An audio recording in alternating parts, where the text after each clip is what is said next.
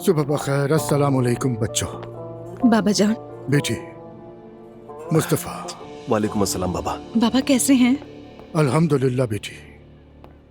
मुस्तफ़ा, अब नाइला की तबीयत कैसी है?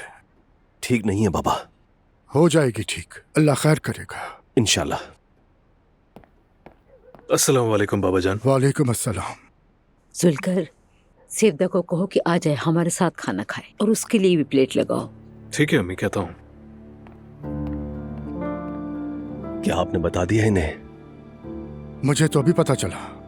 बाबा कसम से मुझे भी आज ही मालूम हुआ। ठीक है बेटा, कुछ नहीं कहा मैंने। क्या करें अब? मेरी, तुम सेवदा के साथ एक ही कमरे में रहती हो, तुम्हें तो मालूम होगा। जी मरियम साहिबा, मुझे पता था, मगर जब तक वो खुद आपको ना बताए मेरा कहना मुनासिब नहीं था। वैसे भी वो दोनों बहुत बेबस थे। आपको कैसे पता चला? जब मैंने नायला की अम्मी को अस्पताल पहुंचाया था, उसी दिन अस्पताल में बड़बड़ाते हुए कह रही थी, मेरी बेटी। मेरी, मैं क्या करती मरियम साहिबा, इसमें कुछ कहने का मेरा हक नहीं बनता था। बेचारी, इस औरत ने कितने दुख झेले होंगे। बहुत, और बहुत परेशान है। प्लीज इस पर ज्यादा मत बोलिए। फिक्र मत करें, कोई कुछ नहीं कहेगा। आइए आप आइए। अस्सलाम वालेकुम। आपने बुलाया तो है, मगर मैं किसी को तकलीफ नहीं देना चाहती। कोई बात नहीं, आप तशरीफ लाइए। सर ढापना जरूरी तो नहीं है ना? यहाँ कोई जबरदस्ती नहीं, जैसे चाहें वैसे रहें। बहुत शुक्रिया।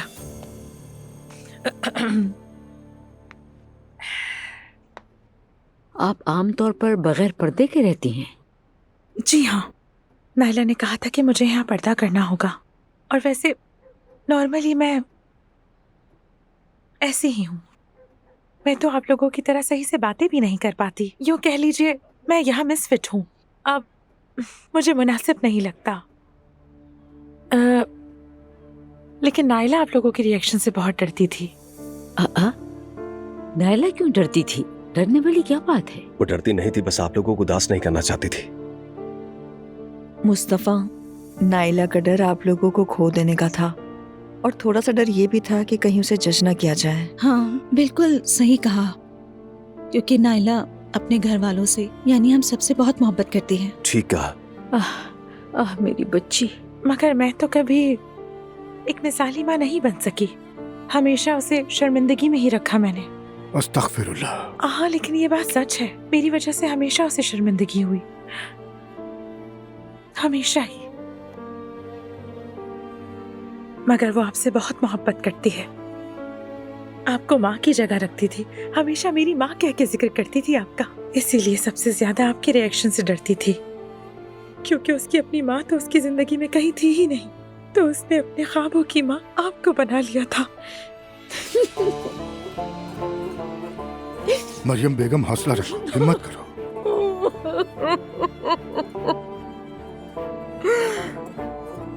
मरियम साहिबा, बस सब्र से काम लें।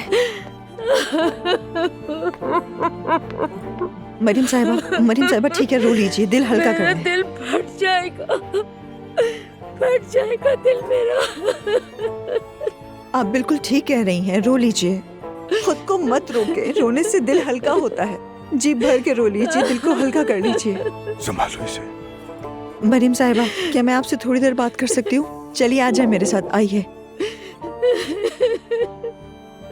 आइए। मैं भी चलता। नहीं, आप ना है, शुक्रिया। वॉकी टॉकी, बस आइए।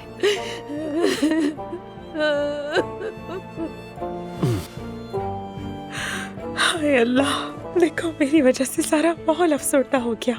बिल्कुल नहीं, बस वो जो दिल पर बोझ था आंसुओं की शक्ल में बाहर आ गया। इसका आपसे कोई ताल्लुक नहीं आंटी। इस वक्त हम सभी परेशान हैं। जिस तरह नायला अम्मी के रिएक्शन से डरती थी, अम्मी के दिल में भी उसे खो देने का डर था। बैठिए इधर। ठीक है, रो लीजिए, अपना दिल हल्का कर लीजिए।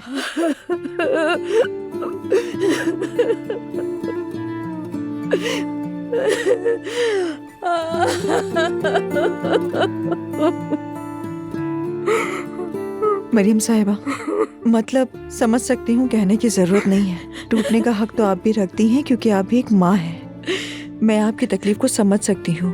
जानती हूँ कि इस वक्त आप पे क्या गुजर रही होगी। मैंने खुद को हमेशा जबरदस्ती मजबूत रखा। मालूम है, बिल्कुल जानती हूँ, यकीनन जानती हूँ। मैं उसकी माँ नहीं थी, इसलिए मुझे उसकी माँ बनना पड़ा, मगर ना बन सकी। आप बहुत अच्छी माँ है मरियम साहिबा।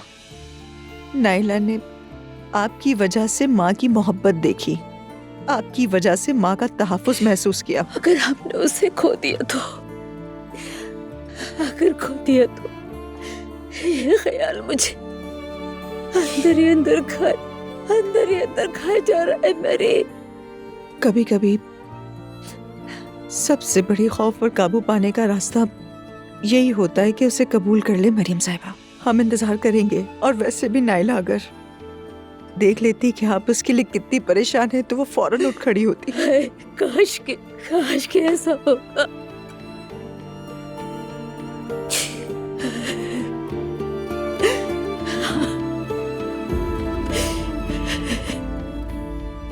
तुम्हारा बहुत शुक्रिया मेरी, सच में।